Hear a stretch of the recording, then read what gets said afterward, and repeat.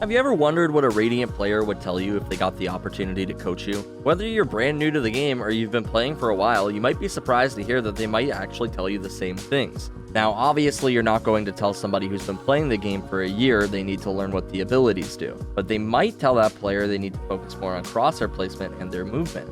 Because the crazy thing is, a lot of players who've been playing the game for a very long time still struggle in a lot of these areas I'm going to tell you. And that's what I was told when I went and asked a couple Radiant players what the number one thing players need to focus on when playing Valorant is. The most common answer overall was the mechanics in the game. The way this was best described to me was by content creator and ex-Radiant player Mopork. Basically, mechanics need to come first because, as he said, everything is derived from mechanics. You can't really effectively focus on anything else until you understand how the game functions and how to use those functions to your advantage.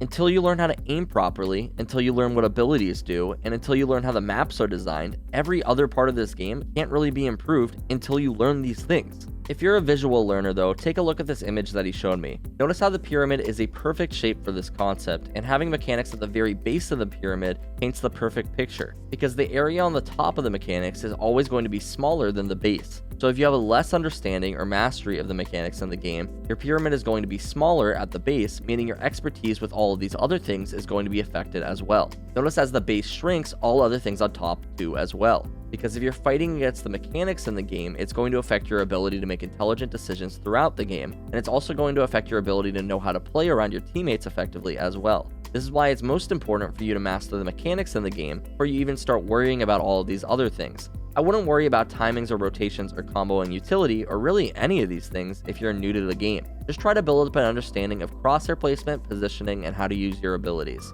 But another thing that gets in the way of you playing the game to your full potential is your mental. Specifically, your ability to not get tilted or frustrated when playing the game, and if you're anything like me, when you first start out playing a game, maybe you don't get nearly as frustrated. Part of this, I believe, is attributed to the fact that you don't understand all of the mechanics in the game. It's really hard for me to get angry when I don't even understand how the game works. I have no investment in this game, everything is new, and you're just experimenting and figuring things out. But as you start to take the game more seriously and actually start looking to improve, it becomes a little bit more frustrating. This is when you start to experience a little bit of a pushback. You feel like you have an okay understanding of the game, but are finding it difficult to improve. This is when it's most crucial for you to keep your headspace clear and actually focus on the gameplay. I've heard this from multiple top tier players in a number of different games. The fastest way to lose a competitive match in any game is by losing your cool and getting angry. And it's going to happen to you eventually, I promise. There will be times when you start to catch yourself getting irritated. Maybe you've died to a judge for the 6th time in the game, or maybe your 11-year-old teammate is screaming at you for losing a 1v3, but there will be a time when you want to tear your hair out. And that's when you need to take a step back and tell yourself, we can win this game, and then have a quick mental reset. Take a look at this clip from top Radiant player Vetreon as he's ranting about his ranked experience. Like I said, this elo is mental. It's 100%. Like, name one thing the enemy team has done that's blown your mind. Their holds, their anything. Name one thing my team's done that's blown your... Nothing.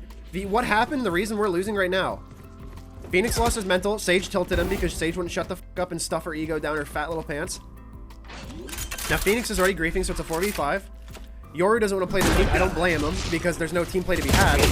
I can't do anything for my teammates or controller because even if I smoke, if I do anything, they're not going to hold. They're not going to do anything. It's 1v5. The entire it's a free match for the enemy team. You'll notice in this clip, Vetreon quite literally says that some players hit Immortal off of sheer attitude. They just aren't the players to scream at their teammates and get especially frustrated, and that's why they win games. It's not because they're the best players in the world. There are probably tons of players who are better than these guys, but they are better all around because they don't lose their mind every single match. One of the most frustrating things for me in comp is coming across players who have actually really solid mechanics, but just the worst mentals that you've ever seen, so they're stuck in low diamond. They're just players who have so much potential, but they aren't able to make anything of it because they'd rather get angry than actually try to improve. Anyway, that's a whole different rant. Basically, it's a video game. It's not worth getting angry for, and if you're genuinely wanting to improve the game, you need to acknowledge that improvement is bigger than just one match. You're going to lose sometimes, and that's okay. Just keep going. This is something many veteran players, including myself, struggle with a lot. Sometimes I just get in a mood where I decide I just don't want to have a good time and rage a little bit about everything. It's important to remember that's literally all mental, and you can control whether or not you get angry over things in the game. You just have to relax.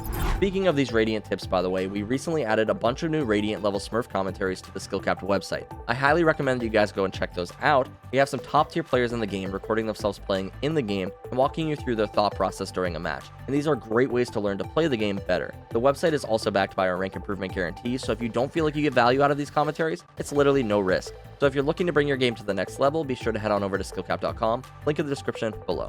I split this guide into 2 sections for you guys though. These first 2 tips were things I think all players, new and old, can improve upon. Mechanics are always something that needs improvement, and managing your tilt when playing is something that all players need to be aware of as well. But this next tip is something that holds back a lot of players so much once they've learned their mechanics, and that's learning to stop making hero plays. This one is sort of tough because I feel like a lot of players learn the mechanics of the game by limit testing. They go into a match and they look to get these crazy clips where they kill 3 to 4 players and then post them on Twitter and feel cool. The thing you'll be interested to hear though is Valorant at the top level is a game of trading. This means that when you get into an engagement, even if you kill an enemy, it's likely going to get traded out if the team is playing correctly. So if you go 1 for 1 many times, this can make it so your kill wasn't really impactful. So knowing this, what do we mean by hero plays? Well, oftentimes you'll encounter scenarios when you're getting pushed alone and you end up getting a pick. This can be awesome because you do end up getting a kill, but what many players will do here is rather than falling back to play with their team afterwards, they will try to push forward and grab more kills, resulting in them getting themselves killed. By doing this, they make the trade a 1 for 1 and effectively minimize the value that that kill had for their team. And unfortunately, that kill still adds to their scoreboard and boosts their ego, so they have that whole I got mine mentality. It's important to stop trying to be the hero in these matches. You don't need to push to grab 5 kills every single round. It's okay to grab a pick and regroup with your team so you can be traded out for the next fight. At the end of the day, regardless of your role you're playing, your job isn't to kill everybody on the enemy team. As a duelist, your job is to help your team take space so that they can get the spike down. As a sentinel, your job is to help your team hold space and gather information more easily. As an initiator, your job is to assist your teammates in taking space and make it easier for them. And as a controller, your job is to deny the enemy team info and block off sightlines for your teammates. Notice how none of these jobs I mentioned require you grabbing kills. Now obviously kills are going to be had in the process, but it's nobody's specific job to grab kills, and as for any of the roles, if you do your actual job well enough, you're normally going to win your matches. I win games as controller all the time just because I'm really good at understanding how to deny the enemy team info and what sightlines need to be blocked off at what times. I'll end matches sometimes with a smaller KDA than my duelist, but I'm doing a very good job at enabling my teammates to get more kills, and that's worth a lot. You can carry games with utility if you know how to use it. Moving on to our last tip though, and it's actually going to be a bit more of a complex movement mechanic, but it's something that separates a lot of Radiant players from Immortal players, and it's better if you start training this skill early rather than trying to train it later. Basically, when playing Valorant, you've probably heard counter-strafing is an important mechanic to master in the game. There's lots of movement guides out there debating the actual application of counter-strafing in Valorant, many saying that it's not nearly as necessary as it is in Counter-Strike, many saying that it's absolutely necessary. The truth is, counter-strafing isn't necessary in regards that it makes you accurate faster because the difference is minimal in Valorant. In Counter-Strike, counter-strafing by hitting the A and D keys made your gun accurate more quickly than just waiting to come to a full stop. In Valorant, that's not really the case. However, counter-strafing is necessary for switching your movement direction and making yourself more difficult to hit. And not only that, but counter-strafing is pretty necessary for clearing angles. Because when you're pushing up to clear angles, you very rarely want to be holding the W key. Instead, what you want to be doing is using your mouse to move your character and strafing using the A and D keys to clear important angles, making it so you can more quickly come to a stop and land the shot on your enemies. Because if you're holding W, you're not only going to make yourself easier to hit, but it's also going to make it more difficult for you to stop, because you cannot counter-strafe as easily when traveling forward. Many players have a bad habit of holding W and D or W and A to travel at a diagonal when entering the site, but this is generally bad, and when you're swinging around corners, you want to instead be using the A and D key to clear the angle. This will give you the ability to swing from the angle more quickly and have better pre-aim to deal with enemies on the other side. This is very difficult, and it takes a lot of practice to get down, especially if you've already built up a bad habit like myself of holding W everywhere. So keep that in mind as you're practicing this, but this is why this tip doesn't come from me directly, it comes from players better than me. I'm just a messenger for this video. I'm teaching you things they taught me so that you can become a better player.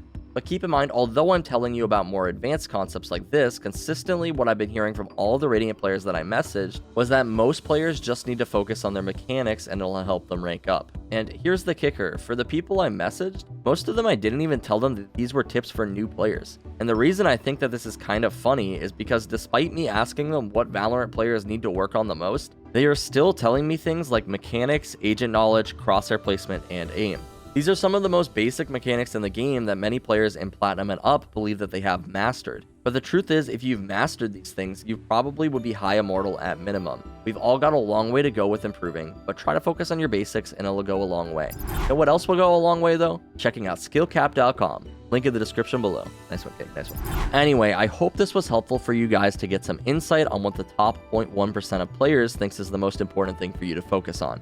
It might be boring, but quite literally the most important thing for players to work on right now, it seems to be, is mechanics. It includes crosshair placement, movement, agent knowledge, comboing utility, positioning, gun control, basically all of the above. The reason so many players struggle with these things though is because they're hard to master. They take a very long time and most players want to move on to something more interesting rather than actually spending time focusing on what they're doing wrong. Anyway though, if this guide was helpful for you all, be sure to drop a like and subscribe to the channel down below. It really does help us out. And as always, my name is King and we here at Skill Cap want to thank you all for watching. We'll catch you in the next one.